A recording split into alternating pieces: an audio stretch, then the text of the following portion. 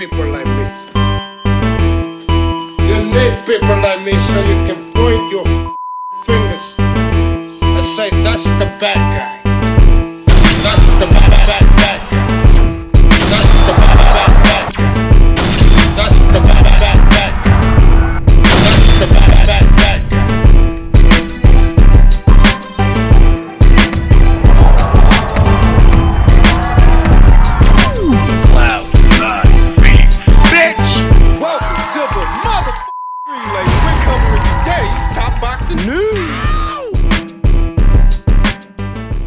Okay, we'll start with this. Later on this week on Thursday, Stephanie Han will be taking on Hall of Fame inductee and former champion Holly Holm for the second time in defense of her WBA lightweight title on ESPN Linear, not to be confused with ESPN Plus. To see the card, you need regular ESPN. In what will be their second meeting and MVPW's third show on the platform since having arrived there. The first was Dubois versus Harper, the second was the more recent Baumgartner versus Shin fight, and Han versus Holm II will be the third. Stephanie Han, 35 years old, to Holly Holm, who's 44. 9 years older than the defending champion, who's already beaten her once. I didn't think we would be here.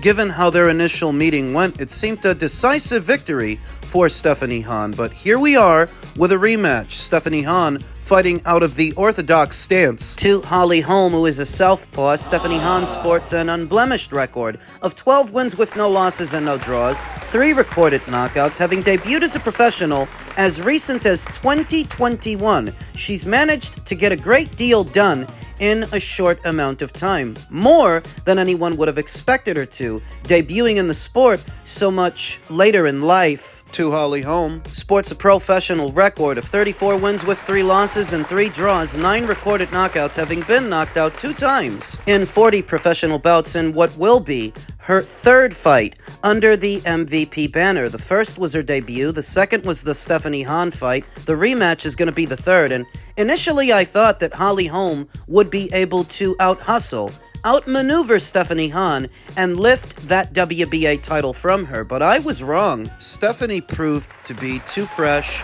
too intense, and too persistent for the aging fighter. Aging fighter who initially rose to fame in the boxing ring, then transitioned over to mixed martial arts and back. Now she's back in boxing, attempting to become a world champion for the second time since having returned to the squared circle, and I don't think it's going to go any different in the rematch than it did in the first fight. At the risk of underestimating one of the more decorated women fighters, not just boxers, but fighters overall, Holly's not getting any younger, and it very much seemed to be her age that caught up to her in the Stephanie Han fight. She just looked old. To put it simply, she just looked every day of 44 years old. Slower. She actually had the right idea and fought the fight that I expected her to fight, staying on the perimeter of the ring, moving and punching and attempting to set traps, but none of it worked because she was a half a step behind. Struggling to keep Stephanie Han off of her. The reason we're here, and the reason they even did a second fight, is because the contest ended prematurely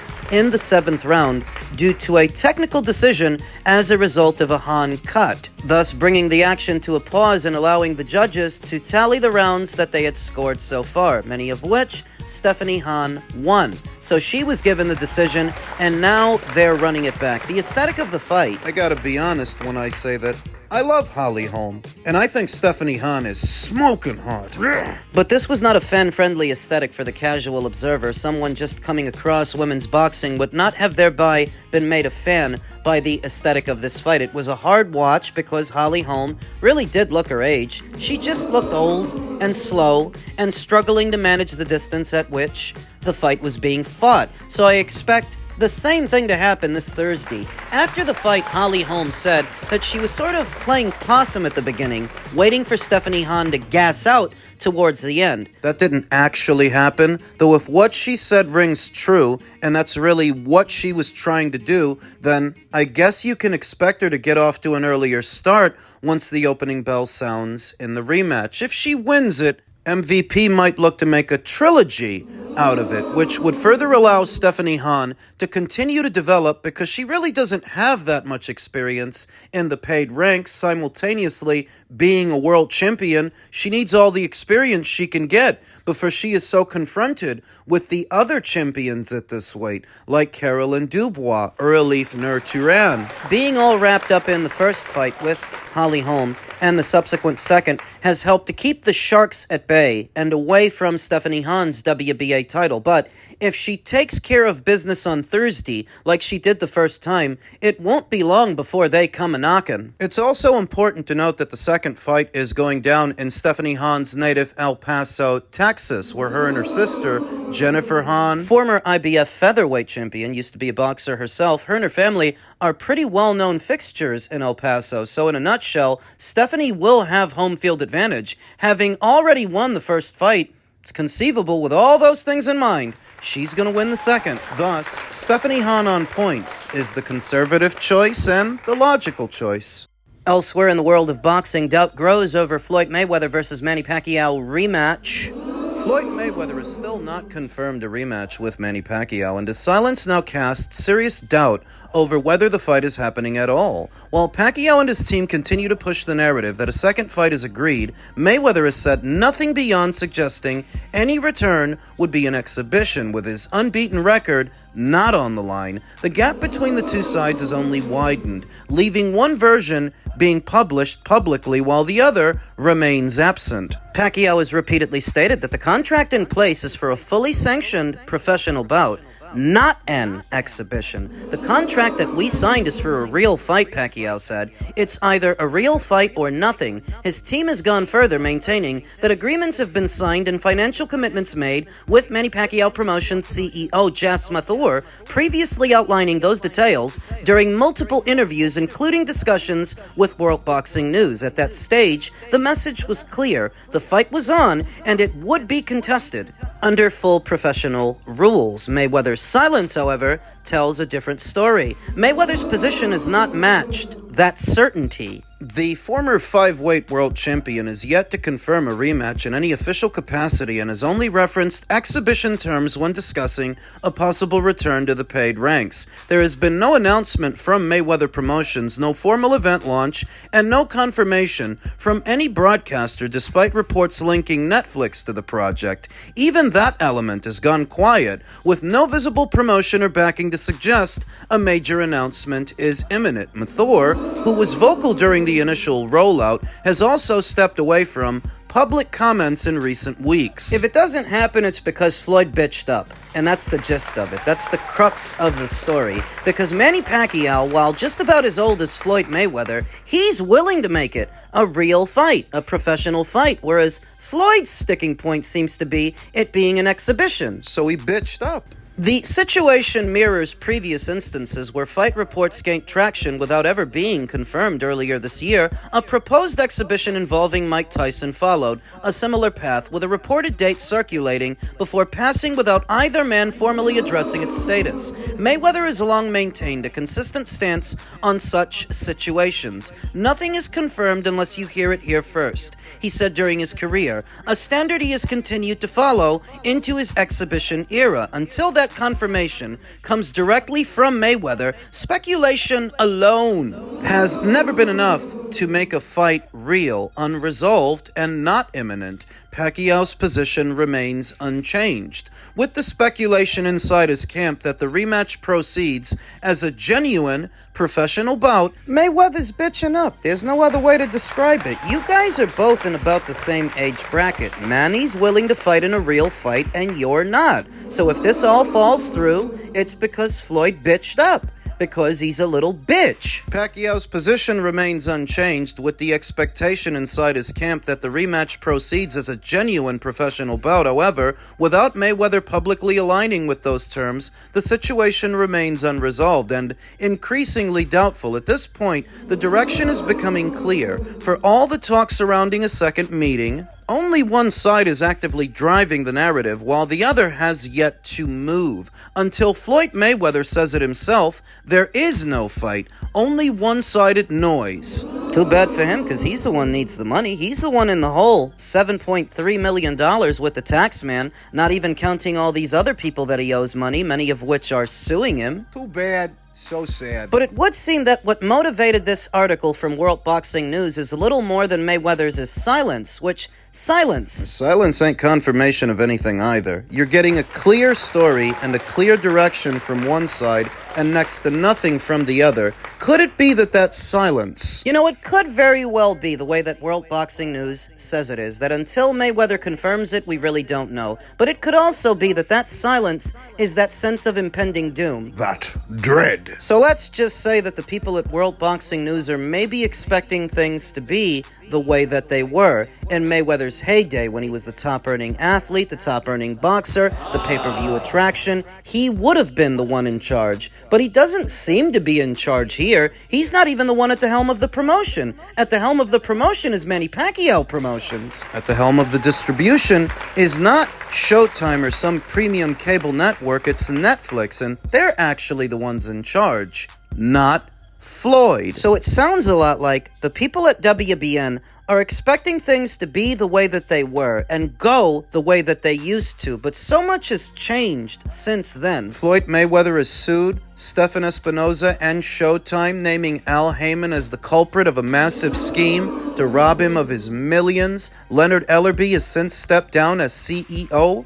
of Mayweather Promotions. He's gone. So is Gervonta Davis. They separated, what, year and a half, 2 years ago? Floyd looks all by himself now. I'm just saying that things aren't going to be the way that they were because they stopped being that way a long time ago. If what you're waiting for is for Floyd to be the one in charge and have the final say. It is true that you don't see Floyd Mayweather ramping up promotion for the Pacquiao fight, and he's yet to confirm it, but maybe it's because he's not the promoter for the show. Why would he be the one promoting it? And delving deeper into that alternative, while it is true that the silence you're seeing could accent Floyd being non-committal to the rematch, what it could also accent is dread. The dreadful realization that given his financial situation, he's got to do this. If he wants to get paid by Netflix for a Pacquiao fight, it's got to be a real one, and he's got to suck it up because he needs the money. Looks like he needs the money more than Manny, where he's supposed to be the mastermind, the mogul, the entrepreneur. Just another dumb boxer. Dumb as a box of rocks. Dumb as shit. Dumb as dick.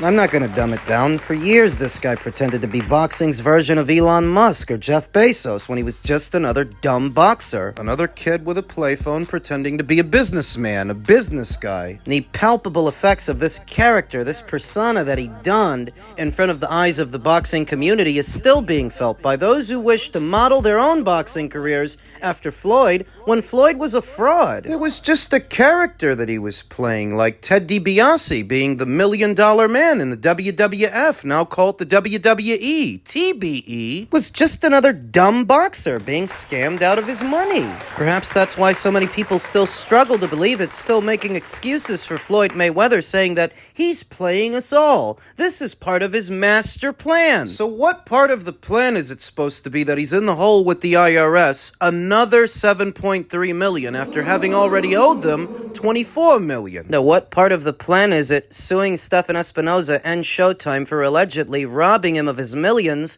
alongside Al Heyman? What part of the plan is that? You know, the reason that he might be in the hole so deep with the tax man is because during that time, Al Heyman was the one in charge of his money. Al Heyman was the one entrusted with it, and Al is the one who blew through it all. Instead of using some portion of it to pay off the tax man, he fucked it all off, and now Floyd's been left holding the bag. Elsewhere in the world of boxing, World Boxing Council President Mauricio Suleiman says the organization has adjusted its mandatory challenger rules to prevent routine title obligations from blocking major fights. Isn't that what they were doing already? To which I responded, so in other words, you have to pay the fees to climb up the ranks, but once you're up, you may or may not get a title shot. These people are crooks. If you know anything about the World Boxing Council, then you'll know that this recent announcement doesn't herald any major change, because this is what they've been doing for many, many years now. They're just attempting to be more transparent about it. Stop the cap. Giving an already dubious business practice that they have practiced for many years now the appearance of being purposeful and legislative. All it really is the WBC keeping their rank standings a popularity contest, because for all those fighters that have paid the sanctioning fees and fought in the eliminators to climb up those ranks, they're telling you, once you get up there, we reserve the right to hold off your title shot for something we think is more important. Someone. Like what they just did with a 3 years retired Manny Pacquiao, fast-tracking him to a Mario Barrios fight, then Ryan Garcia right behind him. Where Ryan at one point wasn't even ranked by the World Boxing Council. Due to his racial tirade, I remember them suspending him from his ranks, but they put him back in there right on time. Because those two fighters are a lot more popular than anybody else in their rank standings at this time, and they're reserving the right to prioritize fighters like them and fights like that over what's supposed to happen. So then what happens to all those ranked contenders? Now, they get left in limbo or worse. They give them a little WBC interim title to keep them busy, what I like to call the keep busy belt, when all they really do with that belt is order you to fight other people. And if you decide not to, oh, well, then you lose your spot. You lose your spot altogether. It's extortion. It's a racket. And this is the system that so many people in the boxing space presume to protect, acting as if Zuffa's entry into the space is what we need to worry about. That's the real threat, and they're the real bad guys. Oh, you moron. The real bad guys have been here the whole time. So what should a fighter do? I mean, are fighters now forced to go to Zuffa Boxing to get their fair shake and a fair opportunity? Well, that's an option. But not the only option. It's not either you get jerked by the WBC or risk getting jerked down the line by Zuffa Boxing. Just fight for a different alphabet title, a different organization. Because where the World Boxing Council and the World Boxing Association are as crooked as they come, the straight shooters, There were still two. the WBO and the IBF. You can fight for either one of those. If you fight for the IBF title in their eliminators, it's almost a guarantee you're either going to get your shot or you're going to get a newly vacated title. Now, you don't like them? Maybe you don't want to adhere to a rehydration cap? Okay, fight for the brown belt. Fight for the WBO. They're the same way, minus the weight stipulation. You're not limited to just fighting for the WBC or migrating over to Zuffa. There are other options, but the focal point. The focus here is, no fighter worth their weight in salt should be spending any amount of money to be ranked by the World Boxing Council. So, you tell your promoters, you tell your manager, I don't want 3% of nothing out of my purse going to these people. No, sir. We're not doing this. Absolutely not. I've seen too many fighters get left in limbo without being given the world title opportunity that they earned by the World Boxing Council. They reserve the right to do whatever they want. And if you go that route, you're paying them to do that. You're empowering them. Literally, that's the only power that they have. To dangle that carrot in front of the fighters, that title shot they always promise them. Some guys get it and some guys don't. Some girls, do you want to gamble your hard-earned dollars? Finding out which is which? Finding out which one you are? You might as well just go another route. There are other titles to fight for. Contrary to popular opinion, there's nothing written anywhere. You don't have to fight for the WBC. Fight for another belt.